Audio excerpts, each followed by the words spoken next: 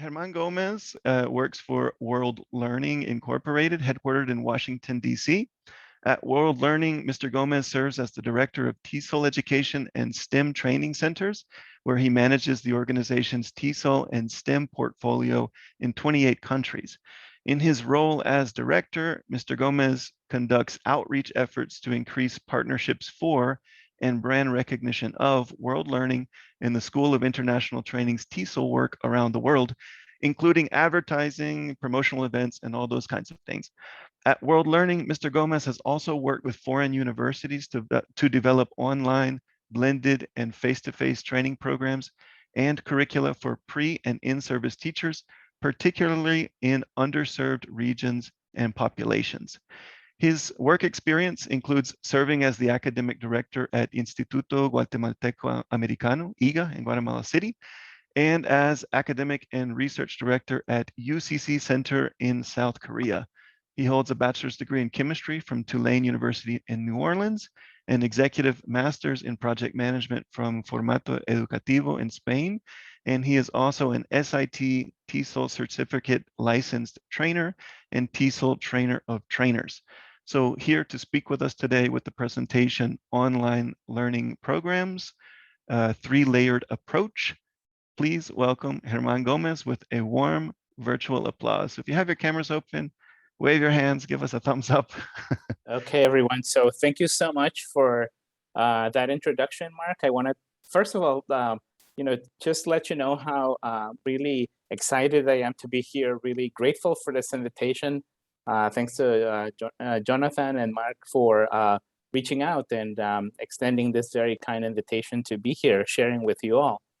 I also, thought about this, the possibility of presenting with a group of teachers and the Centro Cultural Costarricense that where I have been before. I have visited Costa Rica multiple times and really love the country, as well as to the point that it was the place where my wife and I had our honeymoon many years ago in beautiful Guanacaste.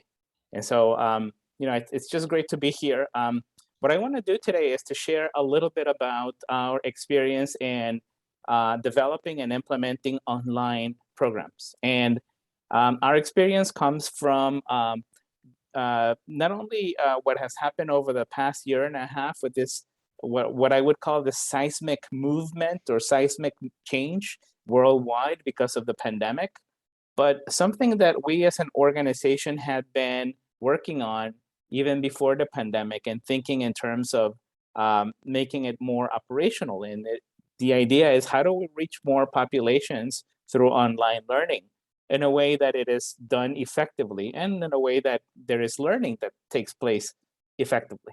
And so this is what we want to think about today, the three-layered approach. And we'll talk a little bit about what those three layers mean. What do we include in those three layers? In your experience, there might be more layers, and that's great. This is just a way for us to initiate conversation and also ultimately to get us all to start thinking in terms of, is this a long-term solution to a lot of the learning needs that are out there? Certainly, we all want to get back to normal, and I'm longing to get back to normal as well. But we also are taking a lot of lessons away from this current situation that we want to capitalize on and really make sure that we use the experience in order to enhance learning and to reach our students where they are. Okay, so with that in mind, I'm going to go ahead and I'm sharing my screen here. As I mentioned, the title is an online learning programs and a three-layered approach. And just as before going on and moving forward, I also wanted to share a little bit about World Learning. I know that a couple of months ago, two of my colleagues, Dr. Radmila Popovich and Mr. Neil O'Flaherty, were here to present and to share with you. And I also wanted to share a little bit about World Learning before moving forward with the presentation. And it's basically that we are an international nonprofit that is headquarters here in Washington, D.C., where I'm connecting from. But we also have the School for International Training in Brattleboro, Vermont. And so as an international nonprofit, we do a lot of work in different education areas and exchanges. We work with partners around the world, about 627 institutional partners around the world. And we do a lot of work, not only in the field of TESOL, but also in exchanges, global education, workforce development, institutional strengthening, and civic engagement. In terms of us as an organization, we have certain values. We value community. And this is something that we want to reiterate, that whatever we share today in today's presentation or whenever we develop a program, to us, one of the core values is how can we come alongside the local community of professionals, of practitioners who have great experience, who are part of a context already, and who can bring a lot to the table, and how can we work together in order to develop programs that really reflect the community needs. And this is also something that includes intercultural understanding as we work across the globe with different cultures, different people, different languages. But we also have a focus on social inclusion and justice. And this is something that will come up later when I share a little bit about our online programming, and some principles is how to really create programs that are more inclusive. It's really interesting that one of the things that has come out of the pandemic that we have seen in our programming is how exclusive the access to technology, access to internet can be. And so, we're thinking, well, it might be easier to connect with students, but we have found it to be quite difficult in places where students may not have access to proper internet or even proper equipment or proper spaces to do work. We have done work in places where students pretty much connect from their closet, the closet in their own home, where students actually need support in being able to acquire equipment or the proper space to be able to connect. So this is certainly an issue. And the fourth value that we have in mind is sustainability, which means we work with organizations around the world in order to create programs that will be locally sustainable, and that those organizations can actually take from and take the leadership on and carry on beyond the programming that we have. So with that brief introduction to our organization and our values, I wanted to start off with the three-layer approach. And when I thought about this presentation, something that came to mind is that sometimes one of the biggest challenges in designing and implementing online learning programs is how to go about it in a way that we can create a multidimensional approach to it. In the classroom, when we are physically present, when there is an in-person instruction, there are many dimensions that are there already. Even just thinking in terms of the social dimension, you can, in the office, think about that, the office place, in school, you can actually walk up to somebody's cubicle, somebody's office, knock on their door and have a casual conversation or ask questions. In the classroom, there's also interaction that is social that may not necessarily take place in an online environment. And so when I was working on this presentation, one key aspect that came to mind is, what are some essential layers for us to actually develop and implement effective online programs? So this is the reason why you're seeing here that we're going to be discussing a little bit about a three-layer approach today. And so the layers that we're going to explore are the following. One of them has to do with that in the process of designing and implementing online programs, we need to keep in mind or take into account who the stakeholders and the resource and how our resources going to be managed. So who are the stakeholders and how are resources going to be managed? And by stakeholders, meaning who are the people involved in the learning process, who are the people involved in the program, who are the people involved in the development of the program. And at the same time, something that is a quick, very important factor for us as teachers in the classroom and outside of the classroom is, what are the resources that I have available? There are so many programs out there that are so amazing, so ideal, but the resources required to implement them are so incredibly inaccessible. And so we want to keep this in mind as well. We also want to explore the second layer, which is curriculum development and instructional support. Our experience has been that because of the current health crisis around the world, many teachers found themselves quickly pivoting to online instruction within the span of a couple of weeks. And in many cases, teachers had not necessarily had the proper training, the proper support, the proper capacity development to be able to pivot to online instruction. So we want to keep this in mind also, the instructional support that is needed and the support for instructors. We also want to keep in mind the instruction team and the teachers, the mentors, facilitators involved. And so those are the three layers we're going to be discussing this afternoon. The way it's going to happen is that I'm going to be sharing a couple of slides, but I also have it planned for us to have some breakout rooms. You'll be given time to discuss some questions based on what we're sharing here. And I want to say that there is not going to be a right or wrong answer for those questions.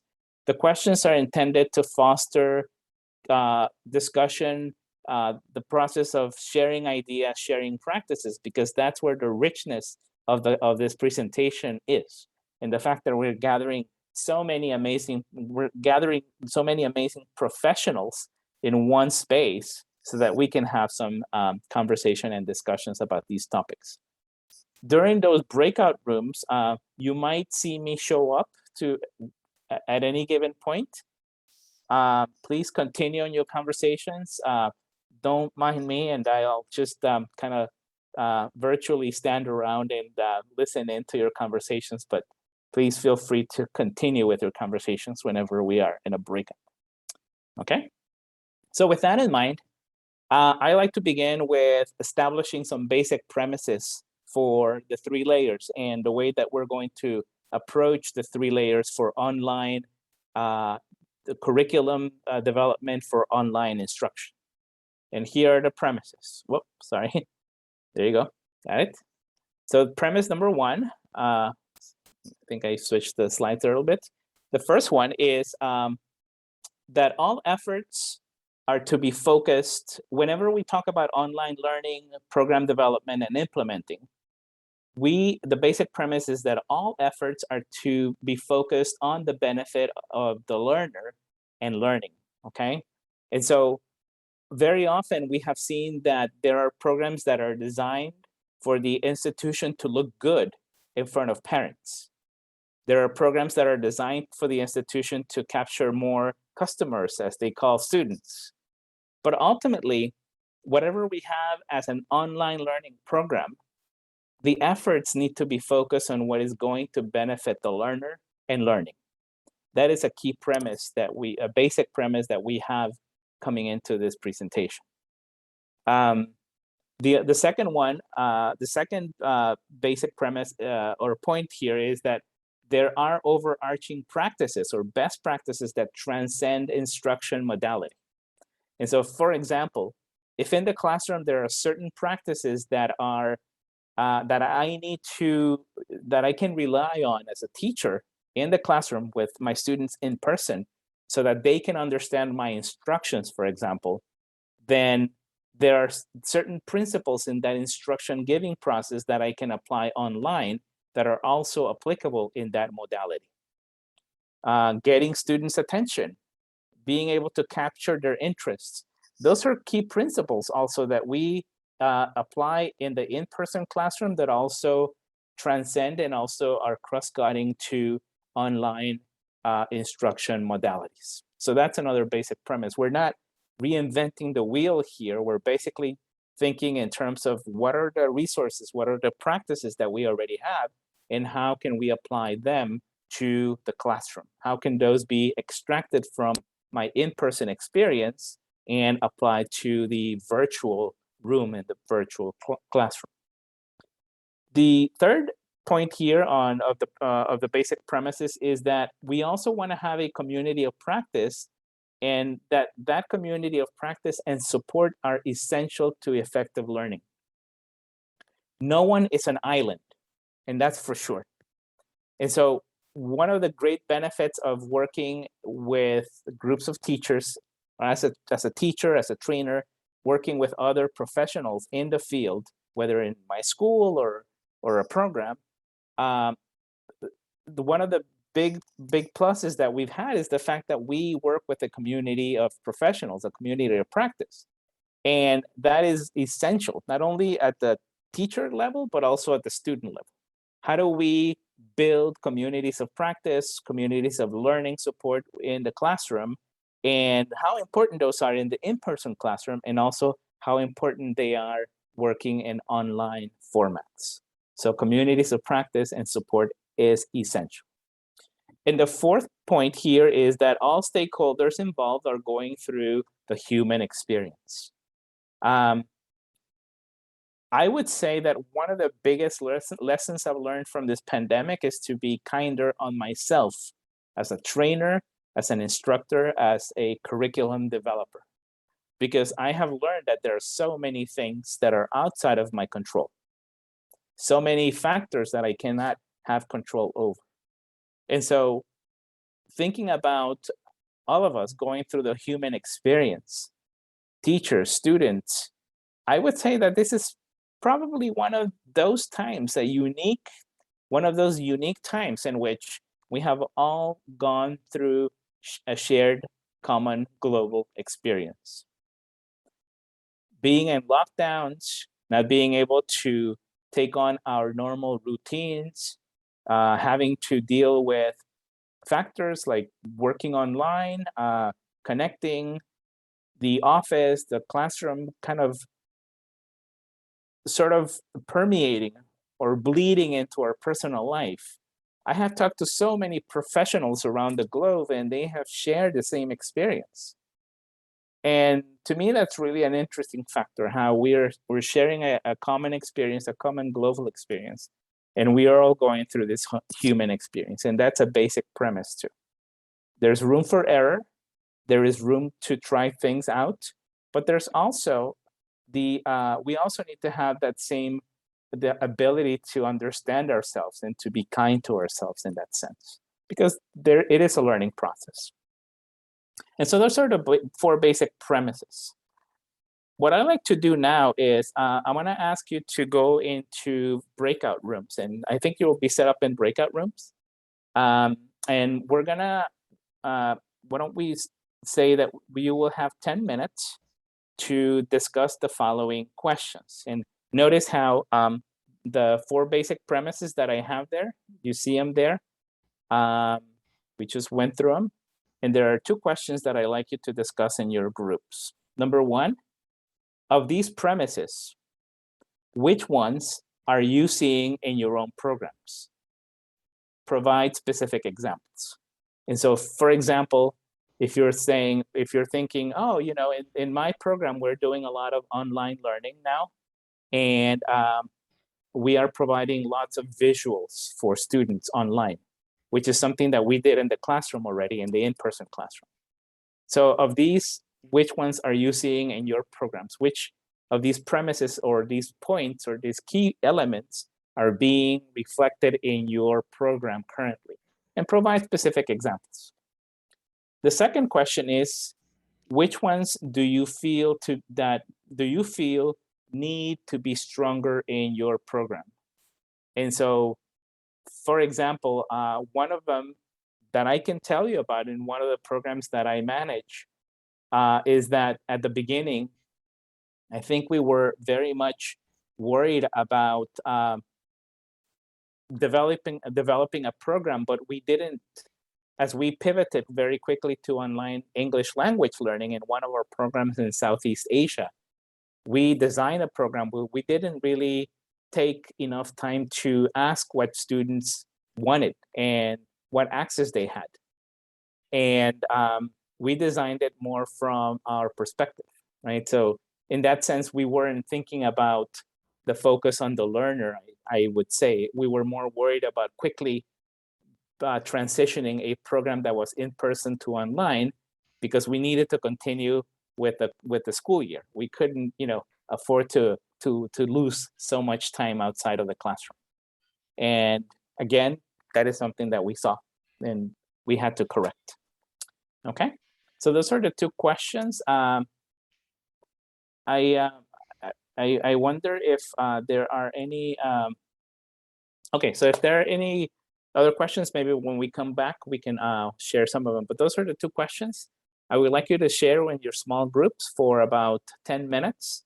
And I think what's going to happen is that you will have access to this slide, correct? Correct. Mark, Yes. is that right? Yes. If everyone, if you go to the chat and click the links that Catherine and I just shared, it's the same link. You'll get a picture with the same information that Herman is displaying on his screen. So I've created the rooms, and let's just put the 10-minute timer here.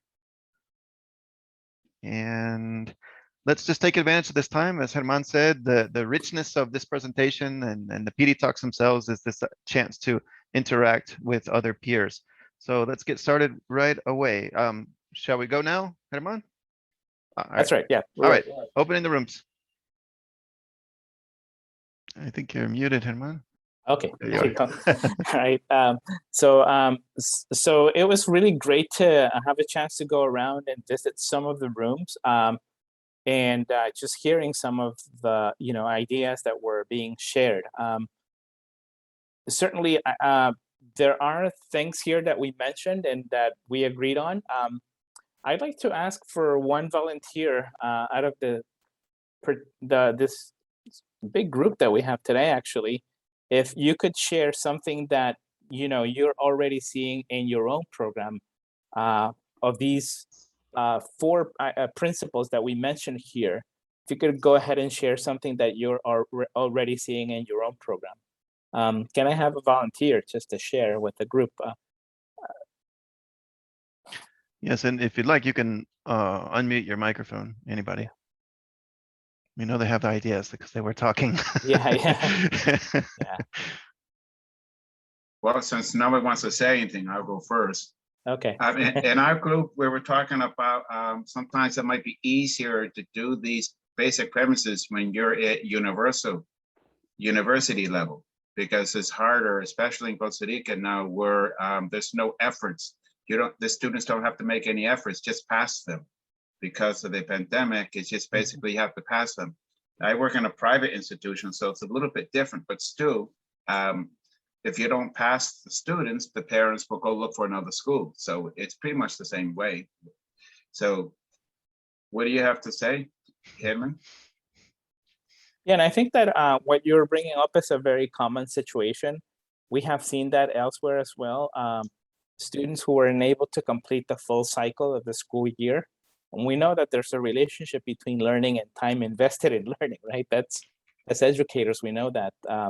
And seeing that different ministries of education, schools as well, have actually in many ways gone down the avenue of kind of like overlooking that the fact that there were a lot of students who were not necessarily ready to complete the cycle or had achieved or developed the needed skills, but moving forward, right? And my impression is that although in the short run that might be a good stopgap sort of solution for many, there's going to be an effect in the long run, because even at certain ages, we know it in learning, a couple of months is worth a couple of years actually of in terms of development of knowledge, of concepts, of skills.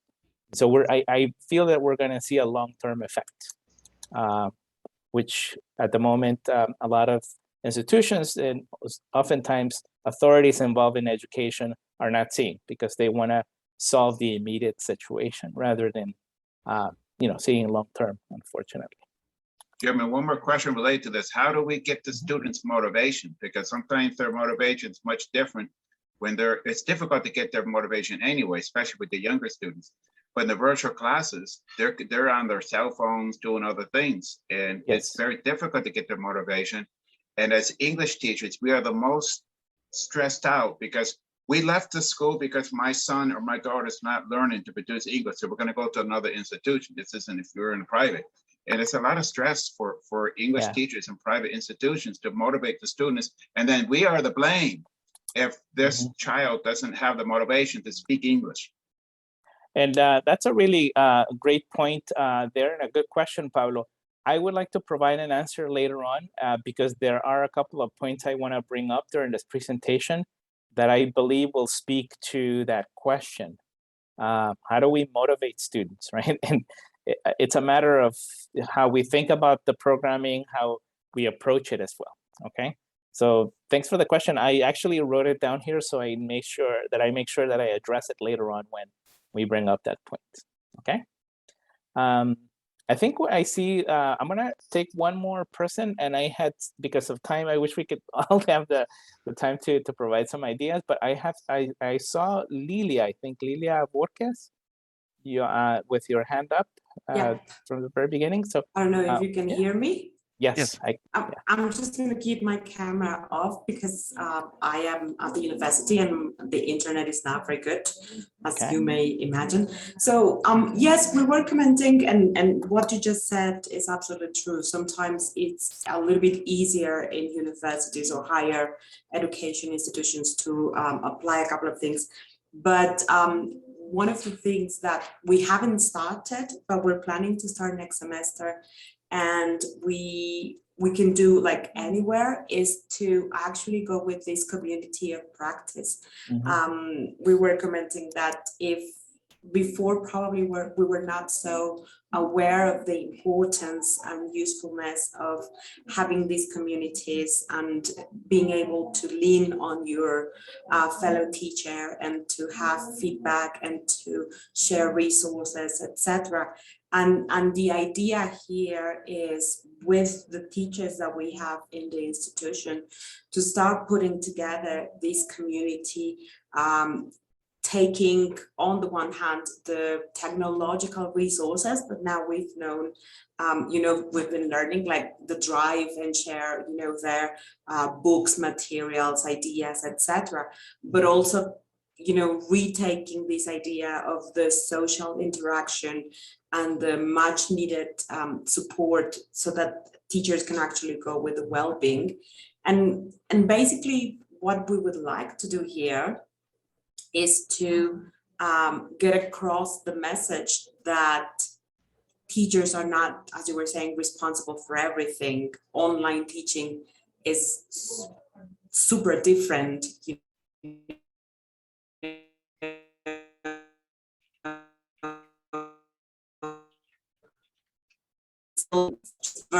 Changing, the whole basis of it. But yeah, this is one of the things that our institution it's planning to do soon. Yeah. Thank you so much, Lilia. Thanks for sharing your thoughts. One thing that I take away from what you said is that teachers are not responsible for everything. It is unfortunate, however, that a big burden has been placed on students, on teachers' plates in terms of having to do pretty much beyond what is their call of duty, our call of duty, in this pivoting to online. I know there are many other comments and hands that are raised. We do need to move forward, and I do apologize. I wish we could have 24 hours so we can all talk. But we do need to move forward, but I'll try to make sure to, to provide more space during the breakout rooms going forward as well. We'll also have, I'm sorry, Herman. Yeah. We'll also have some time at the end for Q&A and comments for as long as anyone wants to ask. Yeah. Thank you, Mark. So one thing that I, having discussed these basic premises, I wanted to for us to start thinking on in terms of the online learning program models. And so basically what we have seen from our experience and what research has shown over the past decade, which even more than a decade, online learning is not something new. It's just became more popular all of a sudden. It has to be with, what are some of the models that are out there? And there are certain models that we look at. So for example, one of them has to do with the individual faculty or subject matter expert. And so what we mean by this is that there are schools where online learning has taken place or has been left up to an individual person within the faculty, within the staff, or a person who is thought to be the subject matter expert. And these are individual efforts that are done by specific people within an organization to design and to implement online learning. So that's one of the models that we have seen being implemented across the globe. Another model, which is also something that a lot of schools have thought about and have implemented, is leaving online learning to the IT department. And certainly thinking online, it's technology, this is something that IT or the IT department needs to lead. There are some pitfalls to that particular model in the sense that it's very difficult oftentimes to blend in the education experience and IT expertise. Those are two different fields. And so, it's either going to, any program design that is led by an IT department will likely, and research has shown that it skews over to a more technology focus rather than the pedagogy focus of it. So but it's one model that's out there. The third model that I wanted to bring up today is the fact that there's usually in some places we'll find an academic department, and that academic department will be in charge of designing and implementing these online programs. It's educators, it's teachers with some or a lot of knowledge in the implementing of online learning, use of technology, who are the people leading the charge. And but it's not their sole responsibility. They have other things which may include curriculum development, teacher training, teacher supervision, etc. So they're not solely focused necessarily on online learning development. And the fourth model, which is more ideal, is an online learning unit, an OLU, which actually sets forth a separate group of people who are given the responsibility of developing online programming.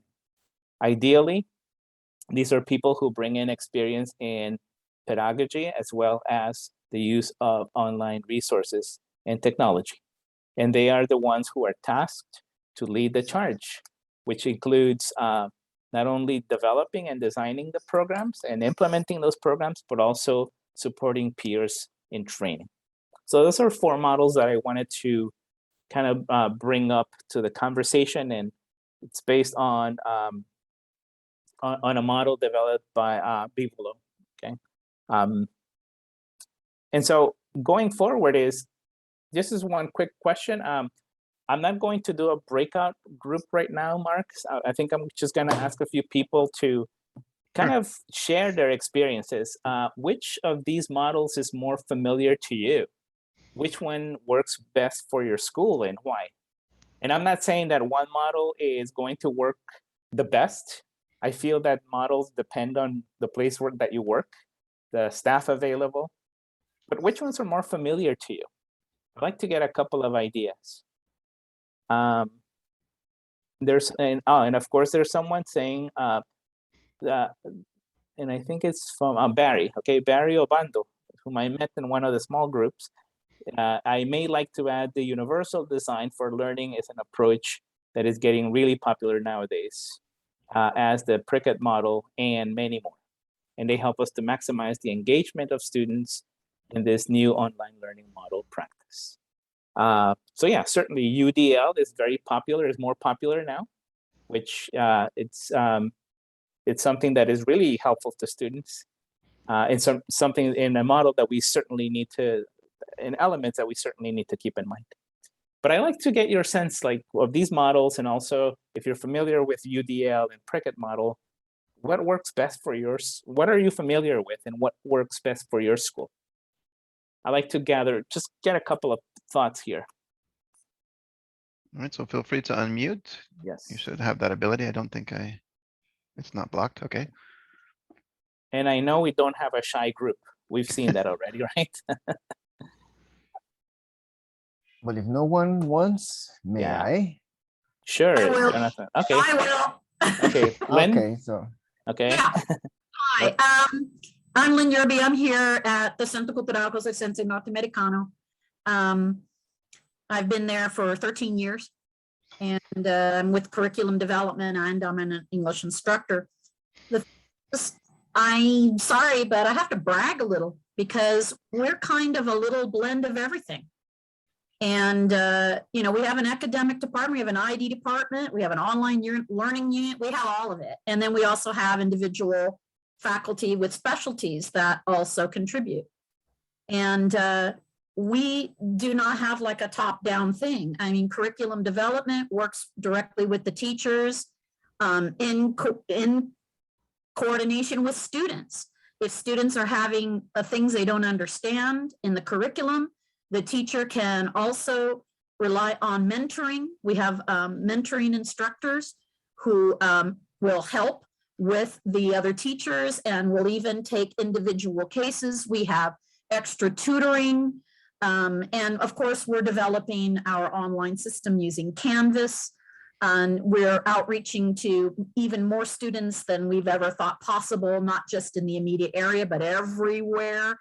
And I feel that we have support and we know we're not alone and we know our plates are full and we know that it's not all on us. We know that we're part of a team. All we have to do is just say, hey, need help or I have a question. And it's an immediate response. And that's what is great about where we work. And what's wonderful is it's student-based and we focus on students first. We're communicative-based. All of our testing. I think that we have improved in so many areas and I'm so proud of Centro Cultural. So I think I belong to a place where I get more support and I think the students get more support than I have worked at other institutes in the past.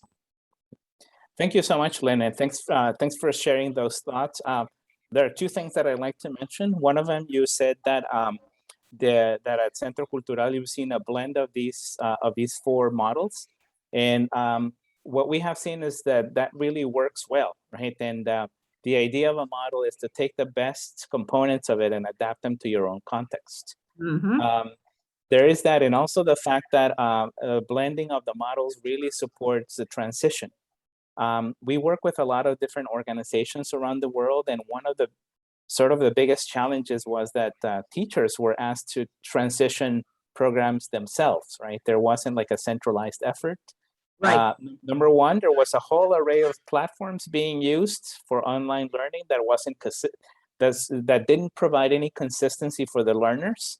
And second of all, putting together something like that online is just a titanic undertaking. And so a lot of the teachers just Jupiter undertaking. Yeah, they just became completely overwhelmed with the process and burned out in many cases. There, I have to say that I have seen quite a bit of attrition on teaching staff across in different places.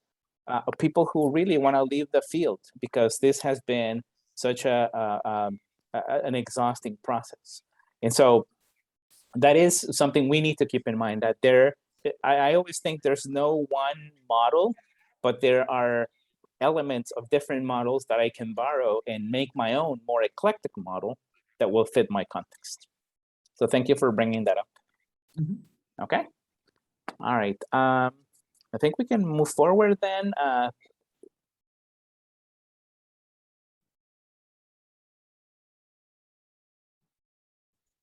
I think you muted yourself. I shouldn't mute myself. There you go. Right? Yeah. First of all, don't mute myself. That's a good thing to remember. So we've talked about some basic premises here. We've also looked at some models. But I also like to, for us to discuss a little bit as to how does this look like, and what we will call the pyramid of online learning support, or the POLS, according to Bivolo. And the idea of the pyramid is, again, in really like dovetailing like what Lynn mentioned, right? It's a collaborative effort of people being involved in order to put together and implement a program successfully. This is what we meant by one of the layers being stakeholders. Who are the stakeholders, right? And the stakeholders will include, for example, at the very infrastructure level, IT, finance, because there's also a money component to this, right? There's a resource of finance component to it. HR as well, thinking in terms of how we're going to support the training and the professional development of people working on this type of program. But there's also different stakeholders, which include instructional designers and educational technologists. Those are two very different types of people. An instructional designer might be a person like me who has had experience developing curriculum or curricula for different places. I know how to set up a program, thinking about objectives. I know how to design a lesson. I know how to design content for my in-person classroom. But an educational technologist takes it a step further in actually making that knowledge of developing curricula, developing content into an operational mode online through technology. And those are two different skills. And so the question is, when you are when you're looking at your own organization and setting up your own program, do you have these two talents involved in the process? Do you have people with these talents and these skills that can come to the table and have this conversation? And in some cases, you might have a third group, which is the faculty, that is still developing their skills in curriculum development, but also their educational technology skills. So there are many stakeholders. One of the biggest mistakes that organizations have done that I've seen is that they assume that the instructional designer will immediately transition to become an educational technologist. Because here's the technology, here's the equipment, here are the resources, do it. And that's not necessarily the case. As teachers, we have an identity. I've been teaching for 23 years. And I learned practices 15, 20 years ago that I still hold dear to me. And I fight for them because I know they're effective. Things that I do in the classroom that I know that will help students. So for me as an individual, that process of letting go of those practices is quite difficult and quite traumatic at times. And so this transition needs to involve all these stakeholders. Can they support each other? Can they really sort of feed off of each other and support each other in the process? And of course, at the top, we will find our learners. We cannot invert the order of this shape or this pyramid. If we have the learners at the bottom, they're just part of the process, but they're not the outcome. Learners and the learning process needs to be the outcome of any effort that is taken on by an organization. And so this is what we mean by the stakeholder element. Who are the people involved? Are we involving everyone who should be involved? And are we giving everyone an opportunity to really take ownership of this process? And that's something we need to keep in mind. Okay? So with that in mind, there are certain steps that we have seen also when it comes to designing and implementing online programs. And this is part of those layers. Who are the stakeholders involved? And we have a lot of people involved, and the types of people who will be involved depend on the stage at which the school or organization might be. So now what we have seen over the past year and a half is what I would call the stopgap approach, which means it's a quick fix. And suddenly we cannot meet in person again. We have certain restrictions to meet in person. We need to find a quick fix.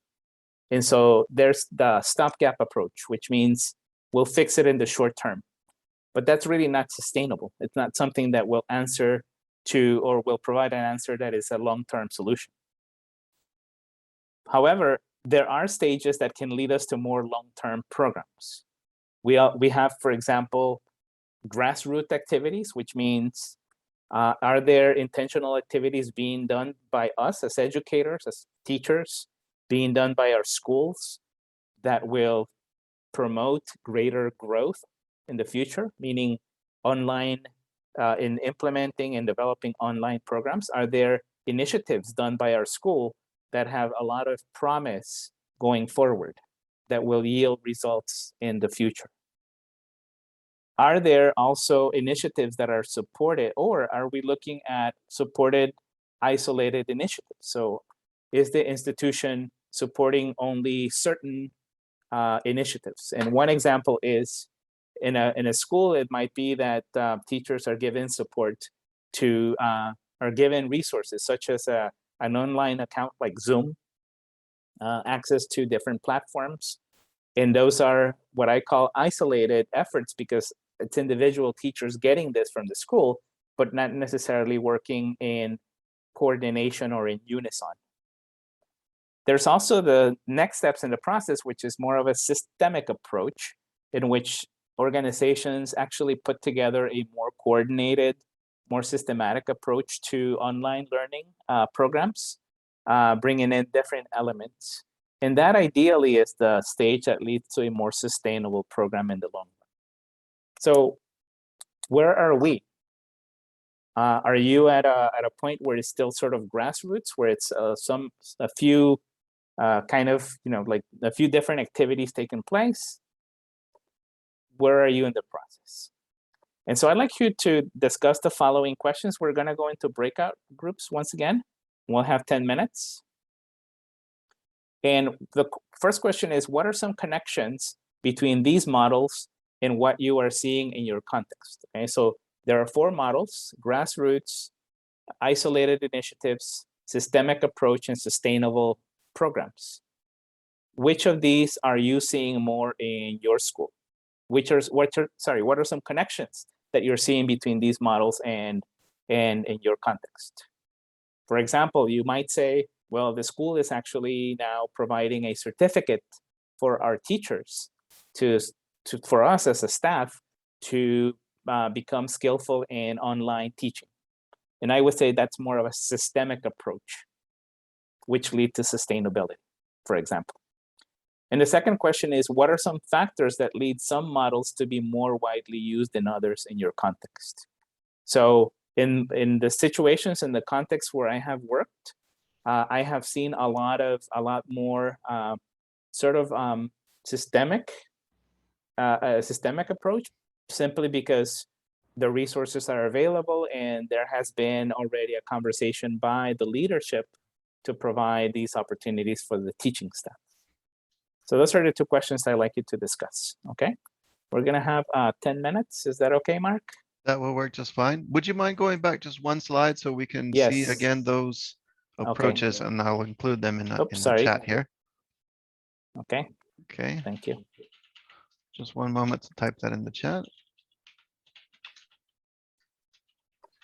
I also want to add that you could also discuss if you could also share if you've, in your context, you have seen more of the stopgap approach, which is, let's have a quick fix for this situation, which is okay. Where different places are in different stages in this process. Okay, so Okay. I will go ahead and recreate these groups. So you'll be working with a few new people, and we'll take those 10 minutes starting now. All right, everyone. So welcome back. Thank you for all the ideas that you shared in small groups. Something that came up that I noticed and I heard actually was that the fact that there is oftentimes, even though the situation, there is a lot of support for designing online programming, etc. One of the big challenges is the lack of connectivity by students, right? And this is something that we may not have control over. But I do want to make sure that to take time and say, this is an opportunity for us as educators to advocate for connectivity to be considered part of the essential infrastructure for a country, right? We thought about highways, roads, etc. as infrastructure, but really like internet and the ability to connect bandwidth, that is now an essential part of infrastructure that will support learning, that will support further development by our countries. And so, I do want to take time and say, let's advocate for it as educators at the classroom level, at the organizational level, that this is so important for us. Okay. I want to also just kind of quickly move forward through a couple of other things. So we've discussed the models here, the spectrum of the models, and we've gone and sort of talked a little bit about what we see in our context. Is it more like reacting to the current situation, or is it more of a long-term planning to support online learning? But I also want to mention another key aspect when it comes to online learning, and that has to be like how do we manage stakeholders and resources? And so the suggested process is, well, in order to develop a good program and implement a good program, we need to think about, first of all, what approach do we have in mind, right? If I were to ask here the English language educators in the virtual room here, what is your approach? I'm willing to say that most of you would say our approach is communicative. And I think Lynn mentioned that, right? We have a communicative focused program. And so there's very little sort of discussion on that. I would say that most of us would be on board to say, hey, we do have a defined approach to our teaching, right? We want to get our students to communicate. And so the question is, what is your approach to online learning? Well, you can say, yeah, communicative. Well, yes, but that's just the language component. But the whole structure, meaning, how do we bring students into the platform? How do we get students to talk? It's a big challenge. One thing that we've noticed is that sometimes, like there's a misconception that, students, younger students especially, are very tech savvy. They have technology surrounding them. So online learning will be a piece of cake for them. Big misconception, because although they might be digital natives, they know how to use social media, but not necessarily get on Google Classroom or Canvas, or be able to upload a task or homework online. So what is the idea? What is the approach? Like, are we saying we're going to approach it in a way that it's really accessible to students and easy to do? And going back to someone's question about motivation, is the lack of motivation because we have made it so difficult for students to learn online that they need to go through certain steps that they're not familiar with or even interested in doing. I can tell you, online banking for me, I think it's really, it's convenient, but oftentimes I'm not naturally drawn to get into my account and check my expenses on a regular basis. I try to ignore it. I try to ignore my expenses. And the reason for that is that I don't want to see it. It causes me great pain to see how much money I'm spending. I like to spend it and get the benefit of spending it, but not tracking or monitoring. And that's where my wife comes in. She's the manager in the household. And so basically, we want to think about students. Are they really interested in going online and getting into this platform? Are they interested in the tasks that are being put there? Really, we need to assess what their needs are and their interests. There has to be also some kind of working committee established, and with established roles and responsibilities, and also establishing standards and policies for online learning. Meaning, based on what the students are interested in, based on what they can do, designing a program that will be discussed by many people involved, designing a program by educators who know their students and who are part of a committee, but at the end who produce a more established set of standards and policies. And by standards, what do we mean by that? Well, something that I've seen working online is that sometimes students you can post a question on the forum, And students will say, great, I like that. Or their answer will be, I think that's interesting. But by setting standards, we mean is actually we set a standard as to what would be an acceptable answer, an acceptable post, an acceptable participation by students online. If we were to think of a discussion forum, for example. So this is what we mean, setting standards. When we plan an in-person class, we have certain ways in which we assess learners, right?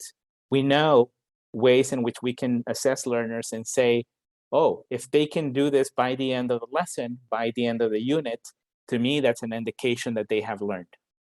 If they can fill out a form, if they can hold themselves together in this mock interview at the end of the unit, they can prove that they have learned certain communicative skills that were taught during the unit.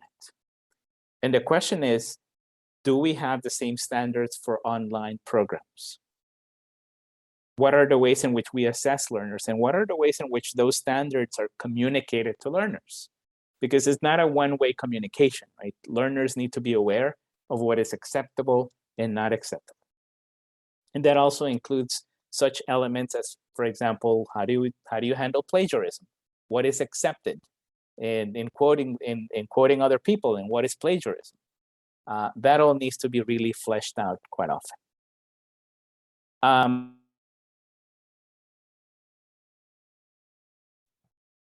Yeah, I think you accidentally muted yourself again, Herman. Just the last 2 Oh seconds. my goodness, yeah, I'm sorry. I have a happy trigger finger today, I think. So just having thought about that and this process that needs to be bottom up, we also want to keep in mind that there are certain things that we want to, certain aspects we want to keep in mind when we develop curriculum and instructional support. Number one, we're talking about apples and pears. And a lot of people say, well, it's online learning really doesn't work because it's not like in-person learning. Apples and pears. They all have their benefits. They all have their sweetness. They all have their sourness at times, right?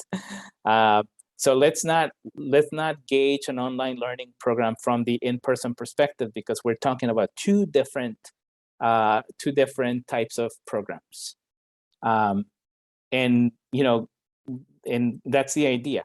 In an in-person program, in an hour, I may get my students to do 3 tasks, 3 communicative tasks.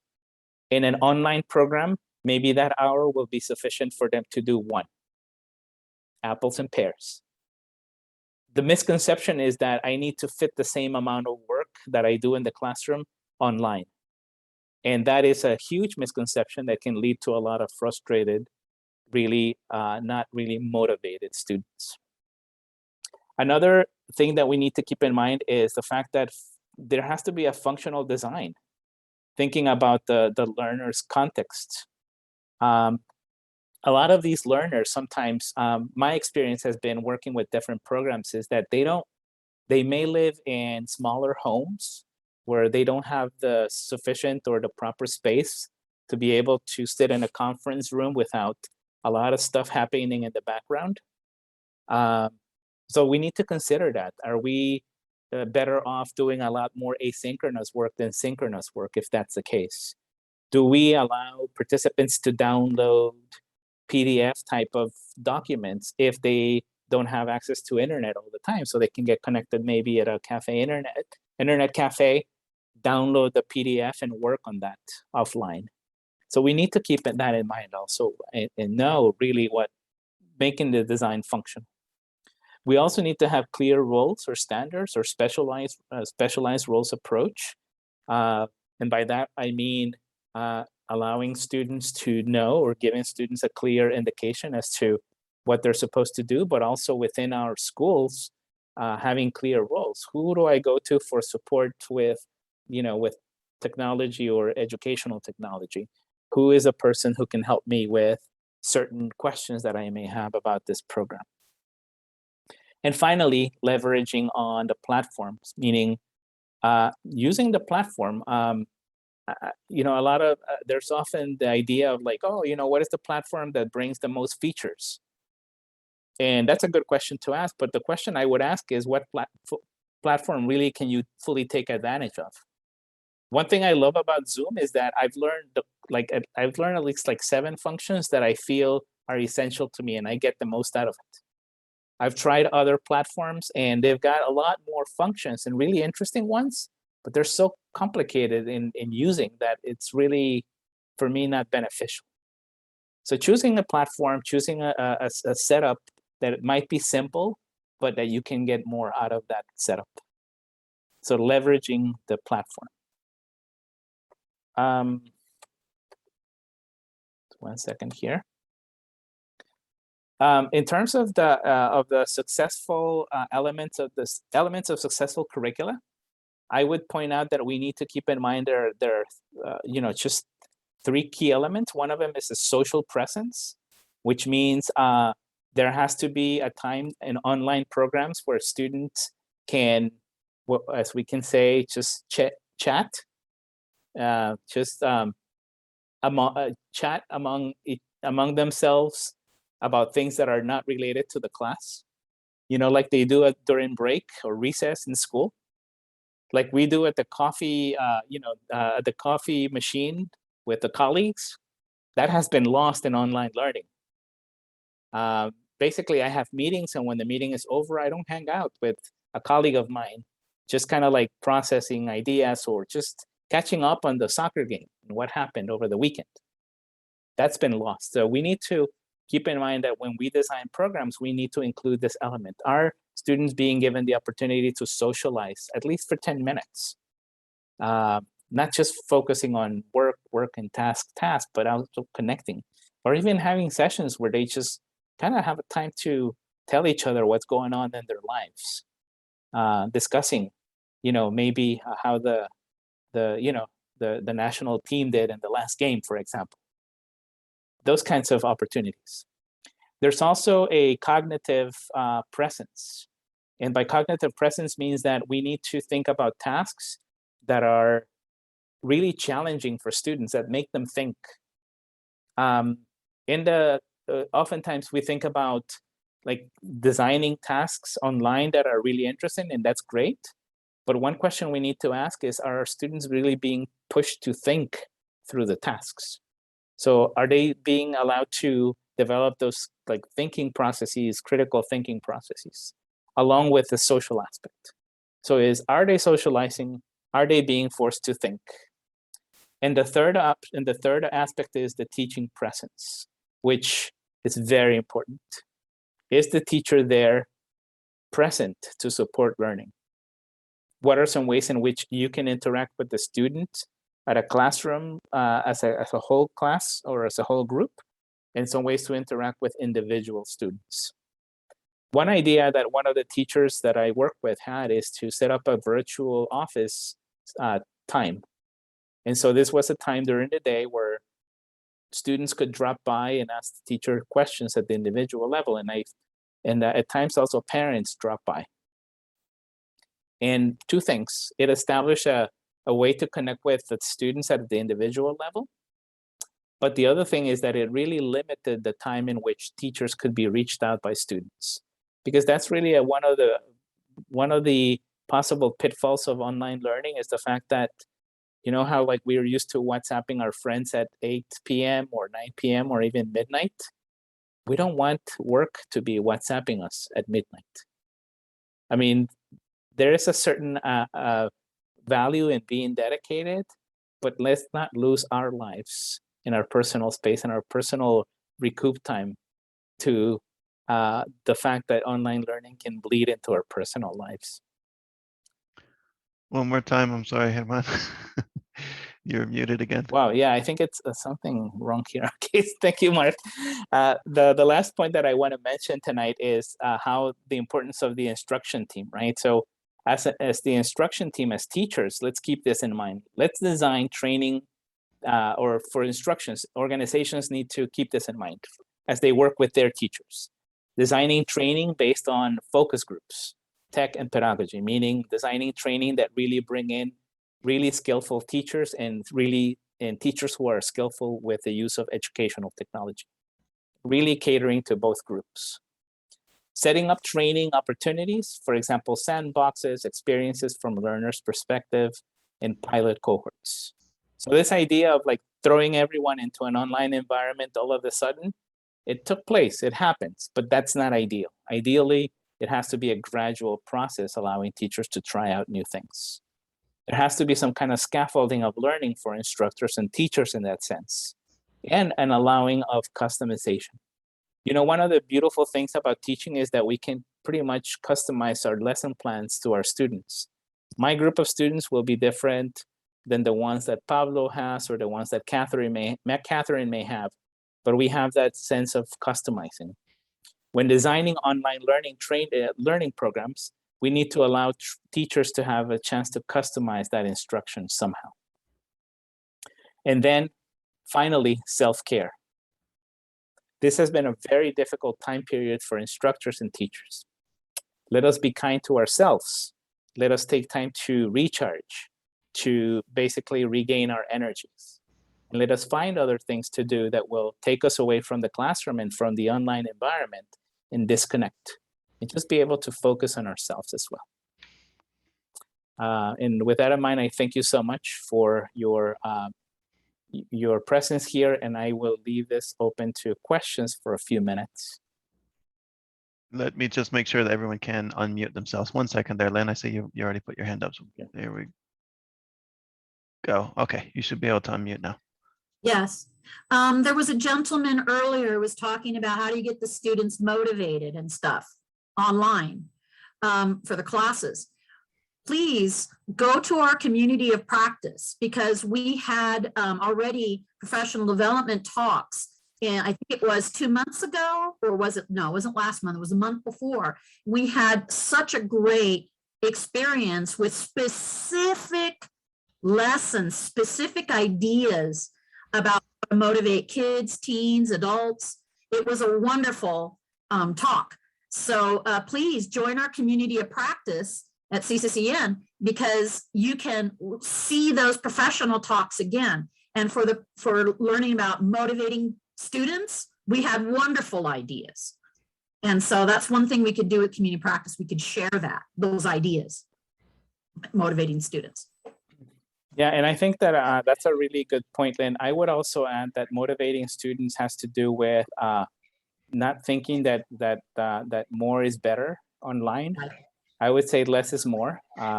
Give them really interesting tasks and fewer tasks, but also meet them where they are. Where do your students work online? Do they spend their free time on Canvas or on Google Classroom? No, right? They're Instagramming. I don't know if they Facebook. Somebody told me that Facebook is for older people, and I use Facebook all the time. But you know, let's find where your students are, and they like to chat. They like to, you know, they're into TikTok now. So what are some ways that you can integrate those spaces where they are, that they really are interested in, into the online learning environment, rather than thinking that Canvas is going to be fun.